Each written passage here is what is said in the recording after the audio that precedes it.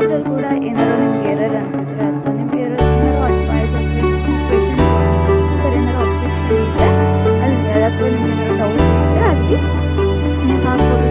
Almost students ಎಲ್ಲ ಹಾಗೆ ಈಗ ಅಬ್ಜೆಕ್ಷನ್ ವಿಂಡೋ ಕ್ಲೋಸ್ ಆಗಿದೆ. ಸೊ ಇವಾಗ ಎಲ್ಲ ಅಬ್ಜೆಕ್ಷನ್ಸ್ನ ಕೆ ಅವರು ರಿವ್ಯೂ ಮಾಡ್ತಾ ಇದ್ದಾರೆ. ಮತ್ತು ವ್ಯಾಲಿಡ್ ಅಬ್ಜೆಕ್ಷನ್ಸ್ನ ಅಕ್ಸೆಸ್ ಮಾಡಿ ಎಲ್ಲ ಫೈನಲ್ ಆನ್ಸರ್ಸ್ನ ಪ್ರಿಪೇರ್ ಮಾಡ್ತಾ ಇದ್ದಾರೆ. ಈಗ ರಿಸಲ್ಟ್ಸ್ ಹೇಳೋದಾದರೆ ಮೇ 1st ವೀಕಲ್ಲಿ ನಿಮ್ಮ ರಿಸಲ್ಟ್ ಬರುತ್ತೆ, ಕೆ ರಿಸಲ್ಟ್ ರಿಲೀಸ್ ಆಗುತ್ತೆ.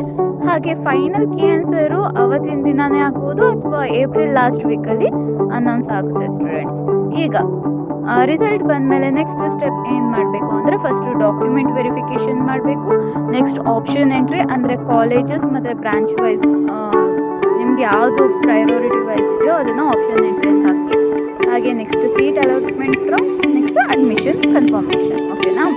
ಸೊ ಕೆ ನೋಟಿಫಿಕೇಷನಲ್ಲಿ ಎಕ್ಸಾಕ್ಟ್ ಶೆಡ್ಯೂಲ್ ಬರುತ್ತೆ. ಸೊ ಅದ್ರ ಬಗ್ಗೆ ಎಲ್ಲ ನಾನು ಅಪ್ಡೇಟ್ ಮಾಡ್ತೀನಿ.